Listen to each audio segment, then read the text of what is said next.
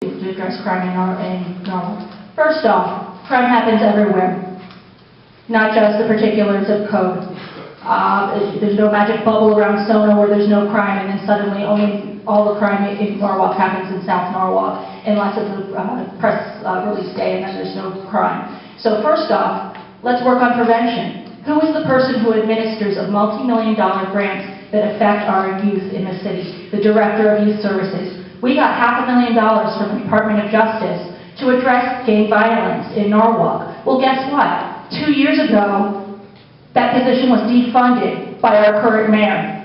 I voted on a very sweet buyout package for people who basically got pushed into retirement before they were ready, where we authorized ourselves up to 1,000 hours a year of part-time work for these individuals. I voted for that, meaning it to be a temporary means of training a new person. Yet here we are 2 years later, 2011, I sit on the Mayor's Youth Services Advisory Board, and I don't know, I can't tell you when we're going to have a replacement for Linda Willock. When we go to LIST meetings, which is basically a meeting of area service providers for youth, we talk about how there is no juvenile court in Norwalk anymore. DCF pulled their presence in Norwalk, although they do cover the area. And we're losing our funding for the police officers that are working in our schools. So we need somebody who's in that position full-time, not somebody who's technically retired. We are lucky that Linda chooses to come in because she cares about Norwalk. We need someone who is going to take charge of that committee and get some things done. Get us a full-time Director of Youth Services, get us some public input into the selection of our new police chief. Because just because we don't get a vote, because we're not the two people on the police commission, doesn't mean we have a say. Thank you. Mr. Hempstead.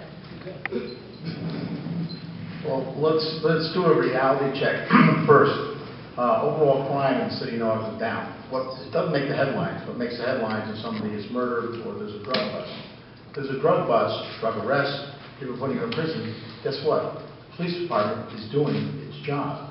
We're not immune. This is a miniature version of New York City. What I mean by that, this is a small city. It has all the problems. We're not a Darien, we're not a Wilton. In fact, look at Darien and Wilton.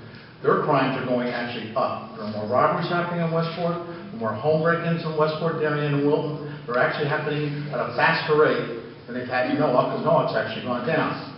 So, how do I feel our police department's done? I think our police department's done pretty good. Can it be better? I don't know when that can't do better. There's been a redeployment of officers. There's a lot of things we don't even know because things internally, obviously don't want to tell how many people they have working undercover out in the streets. We have worked with other towns and communities, with their police departments. Obviously, you read some recent news. We've been working with the FBI and a lot of things. There's some current things going on. So our police department is active. It's been fully funded. Whatever the police chief has pretty much asked for, the police chief has gone. We've never once turned down either request for equipment or for the labor they asked for. It's my understanding that whomever is in office next door, whoever is mayor, will have to be making a decision of who will be the next police chief. That decision relies with the police department commissioners. So moving forward, crime always can be improved.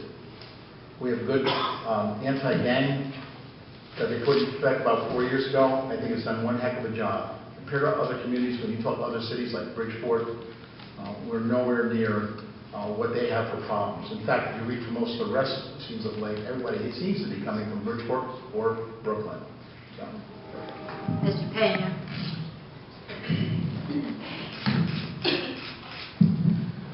The issue of crime is extremely important. I have a background in criminal justice, and one of the things that I did study was crime.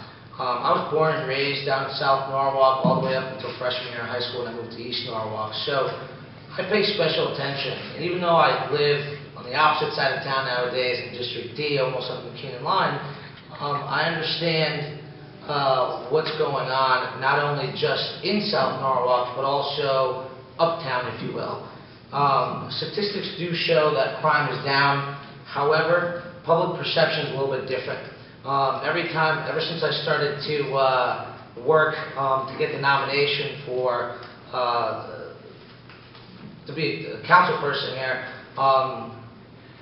since April, I've been getting the hour news alerts every single day. I hear, or every week I should say, I definitely hear and read about another stabbing, another shooting, another robbery. This is ridiculous. Again, I feel like there's more crime today in South Norwalk and in Norwalk, period, than when I grew up down there in the 80s. So, perception of what's going on here is reality. I have family and friends still that live in South Norwalk. As a matter of fact, the majority of my family still lives down there, so I hear what's going on. I think we need to put more feet on the street, because at the end of the day, then, what's the purpose of attracting outsiders to our community, to Norwalk, such a beautiful place from the water? What's the sense of attracting businesses, getting businesses to come to a place where there's perception of crime, and not just stupid little crime, big crime, violent crime, drugs, murders, etc. We need to attract people to stay in Norwalk. Thank you, Sure. Mr. Pena. Mr. Bundy? Yes, thank you. Well, as Doug has said, crime is down in Norwalk, and that was the statistics that we've gotten from the federal government.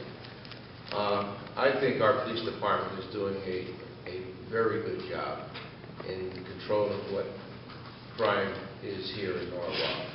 Unfortunately, some of the violent crime that took place this past year in cases of murder, they were more of a domestic dispute type murder than actual murder of people getting shot. A lot of the shootings that are going down now in South Norwalk are involving the youngsters.